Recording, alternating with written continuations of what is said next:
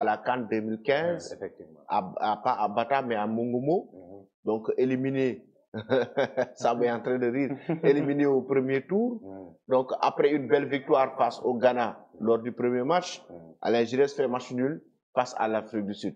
Ensuite, l'Algérie qui sort le Sénégal lors de la troisième rencontre, le Sénégal est éliminé en match poule. Alain Giresse a fait une déclaration sur la poule du Sénégal, sur l'équipe nationale et sur donc le tirage au sort de la CAN. Qu'est-ce qu'il dit? On est en train de démarcher un autre match. Bon, je suis toujours sur Mayacine Mar. Alain Giresse, la déclaration a été claire. Lui, il a fait une interview pour évoquer, évoquer notamment la poule D. La poule D, la poule du Sénégal, qui est une poule, selon lui, pas trop difficile pour le Sénégal, mais le Sénégal doit faire attention par rapport aux autres équipes. Les défis pour le Sénégal et les grandes nations. Les grandes nations doivent toujours faire face à la montée des équipes inattendues. Lors des précédentes CAN, on a vu de petites équipes perturber l'ordre établi.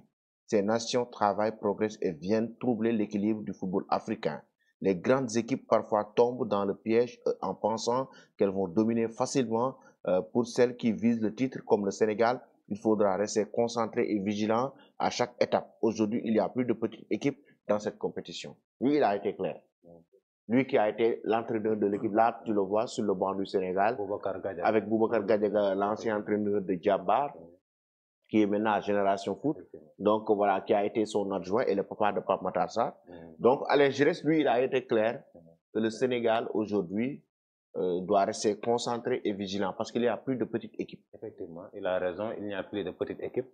C'est aux Lions de prendre très au sérieux leur adversaire, même s'ils sont favoris naturels du groupe D. Hein? Oui. Donc, Sam? Oui, je vais réitérer ce que j'ai dit l'autre jour quand on faisait le tirage. C'est que le Sénégal aujourd'hui doit vraiment prendre ses responsabilités et éviter tout piège d'une possibilité, ou bien je sais pas comment je vais l'appeler, c'est-à-dire de ne pas se dire qu'on est favori pour tous les matchs. Il faut en tout cas faire carton plein et gagner tous les 3 matchs, empocher les 9 points et maintenant être à l'abri de toute complication. Ce qui s'est passé pour le Sénégal lorsqu'on affronte des équipes comme ça, c'est souvent la déception. On fait des matchs jusqu'à la dernière minute, on marque un but, ou bien c'est souvent un match nul. Là, c'est pas intéressant. Il faut se dire que l'adversaire devant moi a tout le mérite d'être qualifié et de jouer la CAN. Donc, il n'y a pas à faire des calculs ou bien à se dire que telle équipe est favori, l'autre est outsider, quoi. Pour moi, il faut prendre au sérieux tous les adversaires, faire carton plein, jouer les matchs avec la manière et les gagner. Et maintenant, se qualifier pour les phases finales. Donc, il a été clair. Donc, il faut jouer match par match. Oui, c'est un peu comme... moi, je reviens toujours sur le style un petit peu des arts martiaux et des sports de combat. C'est chez nous, chaque round compte.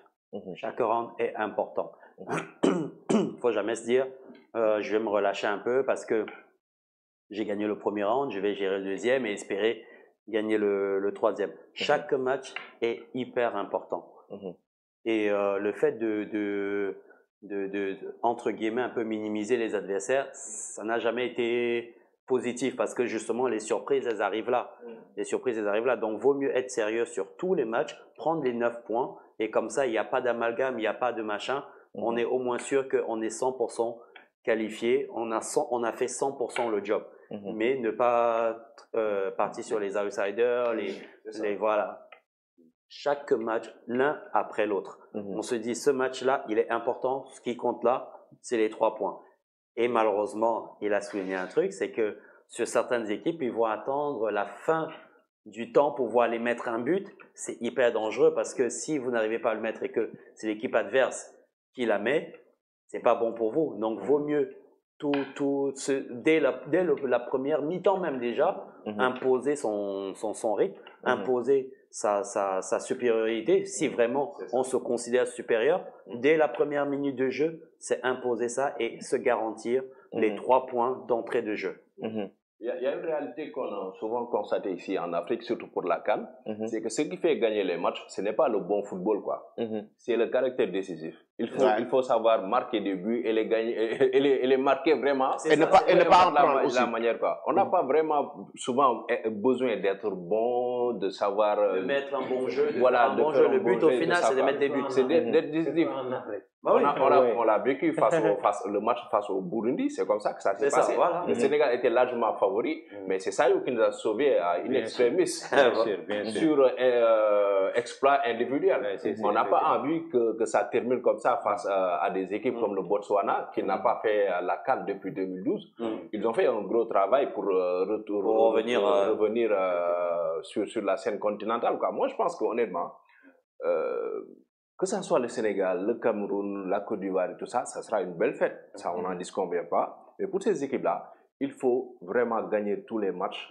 Avec la responsabilité que cela exige, avec aussi, surtout, la manière que cela exige. Parce que le Sénégal va jouer son premier match, va affronter pour son premier match le Botswana. Le 23 décembre. Le Botswana, ensuite le Sénégal. Pour le deuxième match, il y aura la RD Congo, le 27, ensuite le 30 pour le Bénin.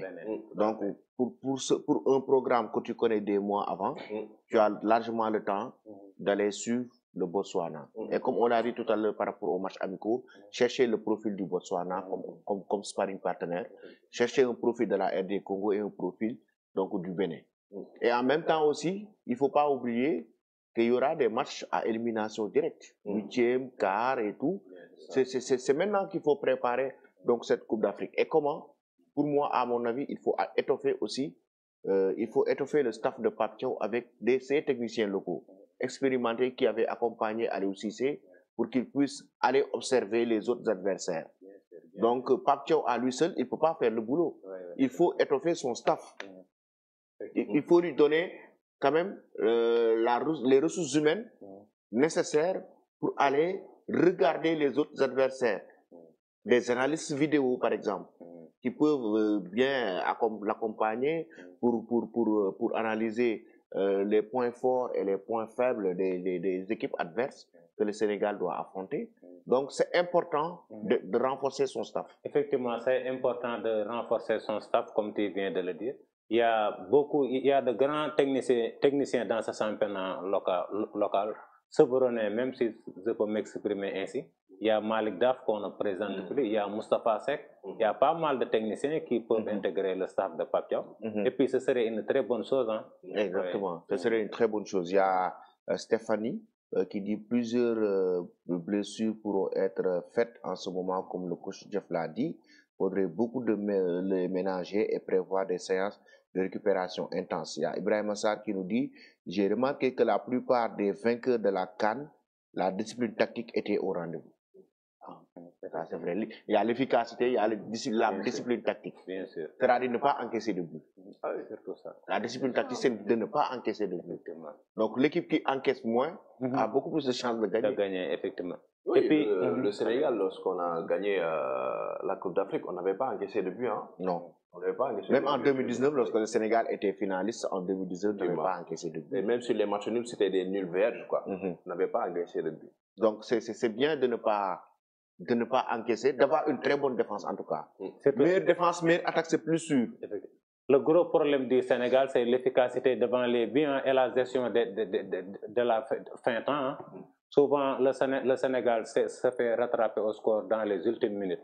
C'est ça, il y a un relâchement. Oui, il y a un relâchement. Et voilà, en fin de match, c'est ça le gros problème. Tout resserrer, bien se reconcentrer, c'est là où il y a ce petit relâchement-là. Mais c'est des trucs à corriger dès maintenant. Ils ont le temps, justement. Être beaucoup plus efficace devant la dernière. Voilà. C'est tout ça. Et des équipes qui arrivent là, ces petites équipes, entre guillemets, et s'ils ont un mental d'acier, c'est-à-dire un mental revanchard, ils vont attendre justement ces dernières minutes-là, soit d'entrée de jeu, mettre un but et tout verrouiller, mettre une défense, c'est-à-dire ils vont refaire le classement, ce sera 10 défenseurs et un gardien, ou alors ils vont attendre la dernière minute pour essayer de rattraper. Et c'est là où il faut être prudent. Il ne faut pas avoir ce relâchement-là. Parce que le Sénégal, face à la RD Congo, les Lions ont pris un but en fin de match. Face au Burkina, c'est la même chose. La même chose. Et tous ces buts, c'est par balle arrêtée. On se rappelle. Il y a un défaut aussi. Bon, peut-être que c'est pas avéré quand on parle du sport, mais quand même, c'est un défaut qu'on a constaté. C'est que nous, on est parfois trop suffisant de le score qu'on a. Oui. C'est-à-dire en Wolof communiqué, lorsqu'on fait un but à 0, 2 buts à 0, on se dit, bon, attends, le match est plié, c'est OK, quoi. C'est pas toutes les équipes africaines qui ont la mentalité de la Côte d'Ivoire. On ne relâche jamais. On ne lâche jamais rien, on te donne jamais le choix. C'est-à-dire, ce qui nous a fait perdre le match face à la Côte d'Ivoire, c'était exactement ça, là, ce mental d'acier-là dont parlait coach Jeff. Mais on a débuté le match face à la Côte d'Ivoire, automatiquement, il y a Habib Diallo qui met un but plein dans les camps. Il fallait doubler la mise. Mais c'est ça, on n'a pas pris les responsables pour plier le match, exploiter les bonnes occasions. On a relâché jusqu'à ce que l'équipe vienne non seulement égaliser et remettre encore une couche pour gagner le match. Moi, je pense que il faut jamais se dire que je suis à l'abri d'une défaite ou bien d'un match nul. Il faut aborder les matchs avec beaucoup de responsabilités. Mais il faut surtout jamais relâcher. Il faut rien relâcher. C'est important. Parce qu'il y a le coup de sifflet final, le match il est pas gagné ou il est pas perdu. Et ça c'est valable pour les deux équipes. Et malheureusement, comme dit Sam, c'est une fois qu'on a mis un but, on se dit bon, on va essayer de gérer avec ça. Pourtant, il reste encore 30 minutes de jeu derrière. C'est ça. Vous pouvez pas gérer à 1-0 quand il reste 20 minutes, 25 minutes, même le temps additionnel, c'est important. Il peut y avoir une action personnelle telle que Sadio Mané la dernière fois pour mettre un but. Donc, c'est jusqu'à ce qu'il y ait les 3 coups de sifflet qui annoncent la fin du match. Là, on peut relâcher. Mais avant ça, c'est de rester focus et concentré sur la mission qui est la mission du jeu, qui est de remporter le match, prendre les 3 points. Et les Congolais ont ce mental là. Tout à l'heure tu parlais du match face à la RD Congo, mais tu sais, c'est à l'image de leur capitaine, Chancel Memba. Moi, je l'apprécie bien, vraiment. Lui, c'est un vrai mec. C'est un gagnant. Non, c'est un vrai mec. C'est un vrai mec. C'est vrai. Je l'apprécie beaucoup parce qu'il a un mental assez fort. Et c'est quelqu'un qui se donne à fond, quoi. Il y a de l'engagement. Même l'autre jour, je l'ai vu quand on échangeait les drapeaux. Il a fait avec beaucoup d'engagement, le visage trop fermé, tout ça. Il n'est pas venu rigoler. Il est venu remporter son match. Et c'est un joueur assez excellent. Je pense qu'il faut faire attention à ces équipes-là. La RD Congo peut créer de la surprise. Et actuellement, ils ne veulent pas assumer un statut. Donc, par rapport à cette poule, leur entraîneur a fait une sortie pour dire que c'est le Sénégal qui est favori, c'est une grande équipe. Mais aussi, il y a le président de la fédération qui sort de l'autre côté pour dire que nous sommes les plus titrés de cette poule. Même si le trophée date depuis Mathusalem. Non, mais c'est pas Mathusalem, c'est dans l'époque contemporaine. Ah oui, vraiment. C'est dans les années 60. Vraiment. Mais quand même, ils ont deux sacs. Donc, il dit que c'est l'équipe la plus titrée, donc ils n'ont pas à avoir peur du Sénégal. Ça, c'est la déclaration. Donc, c'est un adversaire à prendre.